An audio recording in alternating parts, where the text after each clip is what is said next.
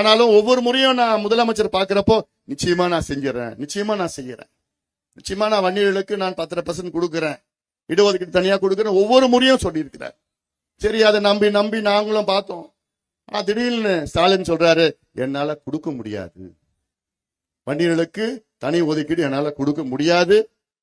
3 வருஷமா நான் கொடுக்கிறேன்னு சொன்ன முதலமைச்சர் 4வது ஆண்டுல என்னால முடியாது, மத்திய அரசு கணக்கெடுப்பு நடத்தினாதான் என்னால முடியும்னு ஒரு பொய்யை முதலமைச்சர் மீண்டும் மீண்டும் சொல்லிட்டு இருக்கிறார். இன்னை விட எவ்வளவு நாள் தெரியுமா ஆச்சு?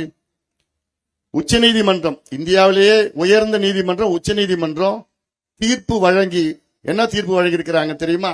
தமிழ்நாட்டில் வன்னியர்களுக்கு உள்ஒதுக்கீடு கொடுக்க எந்த தடையும் கிடையாது, தாராளமா கொடுத்துட்டு போங்க, தரவுகளை சேகரித்து நியாயப்படுத்தி கொடுங்கள் என்று உச்சநீதிமன்ற தீர்ப்பு வழங்கி 1312 நாட்கள் ஆகிறது. இது எவ்வளவு பெரிய ஒரு துரோகம் இல்ல? 1312 நாட்களுக்கு முன்பு உச்சநீதிமன்றம் ஒரு தீர்ப்பை வழங்குகிறது. என்னன்னு, நீ தமிழ்நாட்டில் வன்னியர்களுக்கு உள்ஒதுக்கீடு கொடுக்கலாம். நீ நேர்மையான முதலமைச்சரா இருந்தீங்கன்னா ஒரே வாரத்தில் நீ கொடுத்திருக்கணும், குறைஞ்சது ஒரு மாதத்துல நீ 30 நாள்ல நீ கொடுத்திருக்கணும். உச்சநீதிமன்றத்துக்கு மேல எந்த முறையீடும் கிடையாது, மேல்முறையீடு இல்ல, அவங்களே தீர்ப்பையே கொடுத்துட்டாங்க, கொடுத்துட்டு போ.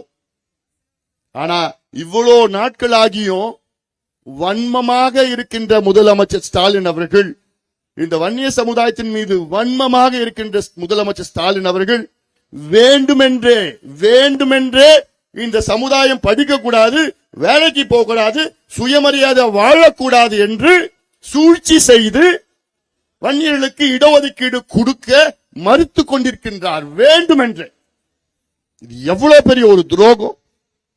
அன்னைக்கே உச்சநீதிமன்ற தீர்ப்பு வந்த அன்னைக்கே நீ கொடுத்திருந்தீங்கன்னா இந்நேரம் 3 ஆண்டு காலம் அந்த பிள்ளைங்க படிச்சிருப்பாங்க, இன்னைக்கு வேலைக்கு போயிருப்பான். டிஎஸ்பி வேலையோ, டிஸ்ட்ரிக்ட் டெப்டி கலெக்டர் வேலையோ, என்னென்ன வேலை கிடைச்சிருக்கிறோம், எவ்வளவு பேர் படிச்சிருப்பாங்க, எவ்வளவு பேர் வேலை கிடைச்சிருக்கும். வேண்டுமென்று தீர்ப்பு வழங்கியும் கொடுக்க மறுக்கிறார் என்றால் தூங்குறவங்களை எழுப்பலாம், ஆனா தூங்குறப்போ நடிக்கிறவங்களை எழுப்ப முடியாது. ஸ்டாலின் தூங்குறப்போ நடிச்சிட்டு இருக்கிறார். எழுப்பி பாக்குறோம், நான் எழுந்துக்க மாட்டேன். எழுப்பிடுறோம், 4 மாசத்துல கிளம்பு, விரட்டி அடிக்கணும். 4 மாசம்தான், உறுதியா வர போறது இல்ல மறுபடியும். அதெல்லாம் நான் இந்த 100 நாள் நடைபயணம் போயிட்டு இருக்கேன்ல, போற இடத்துல எல்லாம் மக்களுடைய மனநிலை அப்படிதான் இருக்கு, கோபத்தோடு இருக்கிறார்கள் மனநிலை.